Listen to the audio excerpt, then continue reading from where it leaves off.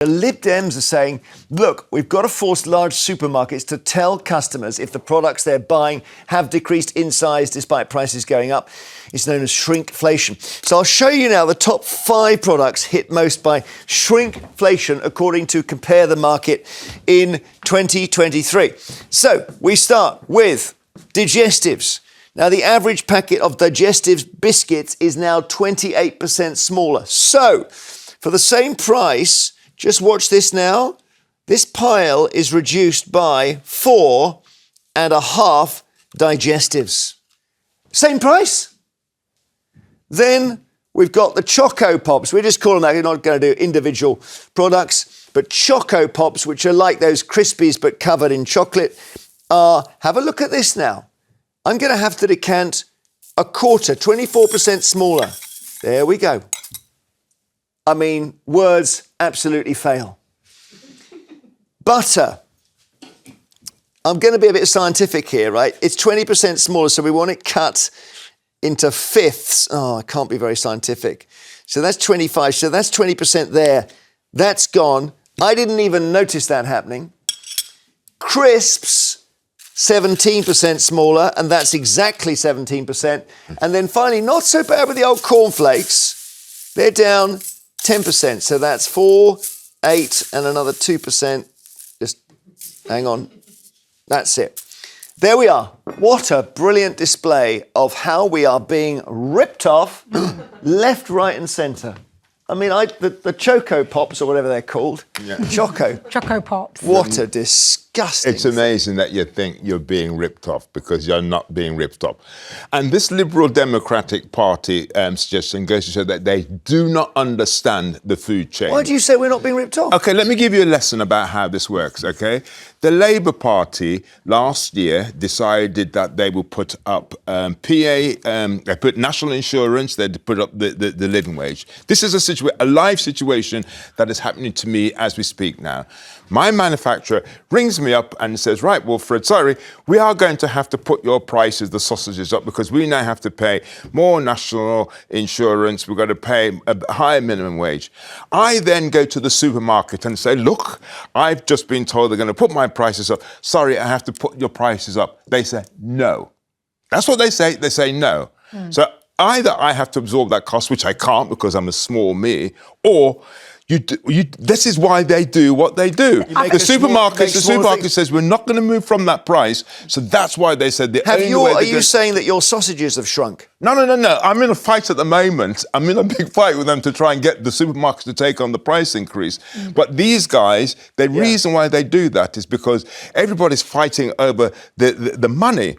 The cost of it, rather than the true cost. I see. Go on. No, I'm just going to say, I mean, look, I understand about small businesses, but we're talking Cadbury's here, Cadbury's Easter eggs. Yeah, but Cadbury's have far more power than I do. Well, yeah, exactly. So I'm saying there's two different things. When you've got these big companies like Cadbury's, shrinking dairy milk bars, but having a price hike of 12% in 1 month. I mean, that is just, no transparency, no integrity. You know what they do as well, which I think is so cynical, is they say it's to help your health. I mean, that's just... To make sure people are less obese. No, it's to help their pockets. That's exactly what it is. It's a margin. It's to cover the margin. And it's because the only way you could do it is you put the price up. But when you have a price war going on where people are fighting over being the cheapest price, what the consumers don't understand is that then they're getting less weight. I would say small businesses, that's different, but you've got these big major supermarket chains that make massive profits and they're making money off the back of people. Tell them to give them the price increase. And I think it's a disgrace. Why aren't you backing the Lib Dems, Wilfred? Because just think about this. The supermarket would have to say, Wilfred's sausages are smaller. They'd have to, and then they'd be shamed and they come back to you and they say, we can't do this. We're going to have to go back to square one. Well, I tell you what's really interesting. Sometimes you'll read that there's a big fight between the supermarkets and the big brands, where the big brands are saying to the supermarkets, you have to give us a price increase. And the reasons why the supermarket has to give in, because they know they cannot upset the consumer. They cannot have some of these big famous products in their shops because people go and shop elsewhere. So it's when there's big, powerful brands could actually tell the supermarket, you need to absorb this price increase. I know this is a bigger thought. Do we want to go back to the days where the high street had the butcher, the baker and the candlestick maker, and they were separate shops? Well. instead of these so-called supermarkets. I'm sure it would be which nice. have seemed to be destroying us. I mean, it would be nice, but unfortunately, I don't think we can just turn back. Yes, we can. I mean, I'd love. Interestingly, I think there is a re-emergence on some high streets of that. There is a re-emergence. Even in Tower Hamlets, we've got a little place by Ricky Park where you've got these like independent, and I think that is good. But when it comes to this, the fact is these are big supermarkets that have lots of profits and they're making money off the back of people, and it's wrong. You know, saying we're going to give you less and you're going to pay more. But off the farmers as well. Well, exactly, and it's not fair on the farmers. They work on very, very small margins. What they need is a massive volume in order to do it. And so it is this price war. If you're buying things based on the price, in order to recover your margin, the only they could do is what they call re-engineer the product, which usually means an inferior product or shrinkflation. That's fundamentally what's going on. Love your calls on this. 0207 862 2222. Tell us what you think of these products here. I mean, to me, the one that strikes me as most strongly is the digestives at the far end. I mean, that is daylight robbery. Where are those 4.5 biscuits gone? Into someone else's packet. Somebody else's margin. But then again, you know, it would. If you're going to have an all-nighter with a packet of digestives, it's going to be less dangerous now. Yeah, I mean, obviously you've got that side of it where it's more healthy, we eat too much sugar, etc. But the point is these people are definitely not doing it for that. They're doing it because they're making money from it. But of course, it's not just junk foods, it's also the essentials. But I think butter is not a junk food, is it? Butter is... Or sausages? No, we like sausages, Wilfred, don't worry. Okay. We've not turned against them. Also, I think, you know, the amazing thing, while we're just having a go at supermarkets, the amazing thing I saw recently is that when you go into a supermarket and it says this bacon was from pigs at Happy Lamb Farm or whatever, all the farm names are made up. Have you heard about this? No, I didn't know that. They're just made up. Yours isn't.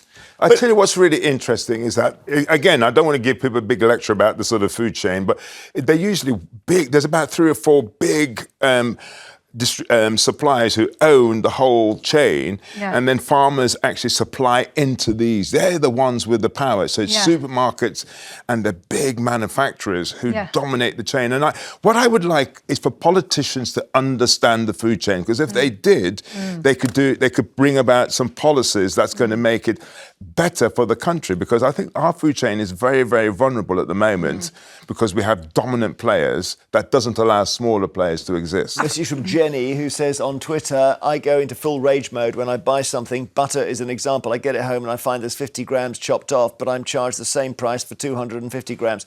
This is sharp practice and akin to theft. The butter surprises me because it's very clear with butter that it was a certain size. It was 250, wasn't it? I mean, isn't it still? Is it not? I mean, it is daylight robbery. You know, it really is that. You know, I'm telling you, Well- it is. That's what people feel, but it's about how do they recover their margin. That's yeah, but what's we're going already on. saying we know, and I understand.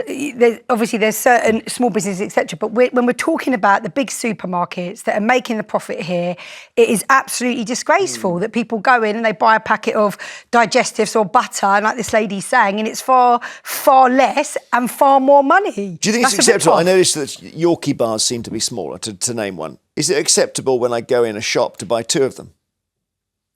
Well, Because that... depends on But how you're a often you're doing chocoholic it. though, How aren't often you? you're doing I it, am. I Jeremy. do like chocolate. I Yeah. do like Yorkie bar. Yeah. I mean, I think they've got small. I don't know. I'd probably get called and told they're not, but they do seem to be smaller. In fact, a whole load of things.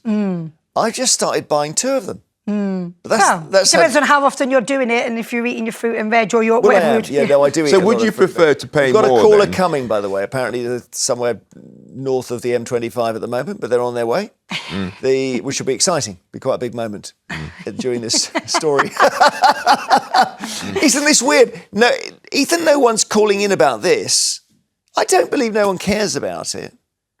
It's funny. Maybe we're just so used to it. It is funny because I Just kind of feel used like to in the it. back of my mind this has been happening and you kind of just accept it. I think Do you know that's what I mean? right. It's like now we're seeing it clearly here, but in some ways I feel like I've been going into the shops and I've been seeing this is happening. You feel that frustration, but you kind of just get on with it. Yeah, okay, Michael in London has made his way to the studio. Hello, Michael.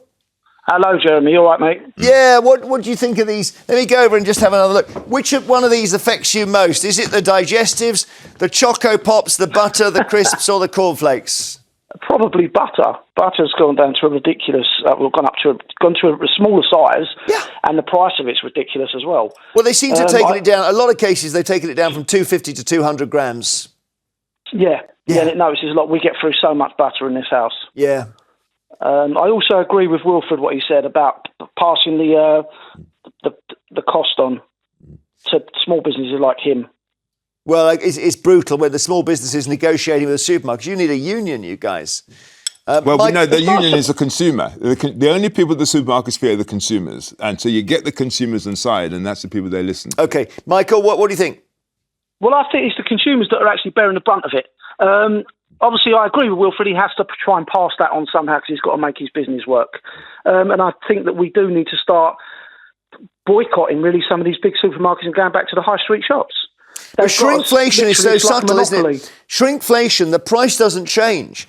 So we're all very price sensitive. But if the price of, let's say, cornflakes stays the same, of whichever brand, you don't necessarily realise that when you get it home, it's all going to be air. Of course not. No, but I think what we are sort of ignoring here is the government's point in this when they've put up national insurance, as Wilfred says. Yes. We all sort of gloss over that and go, it's all down to supermarkets and people trying to be greedy with profits. No, it's down to the government passing it on to the consumer again, and we're all suffering. And they gloss over that and then suddenly pass the buck. Do you think, I'll talk to you as the food guy, Wilfred, here.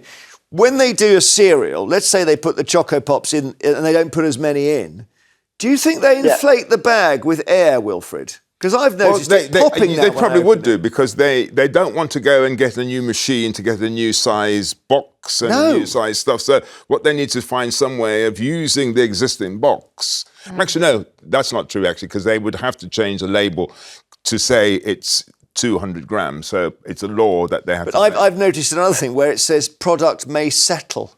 All right. I'll give you settling. I know what that means. Wow. Product may be removed.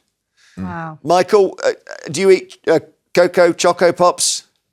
No, I don't really eat any cereals. There's too much rubbish in our foods. Do you know what? Additives and other stuff. You're right. You stay well clear. In fact, kids don't eat it either.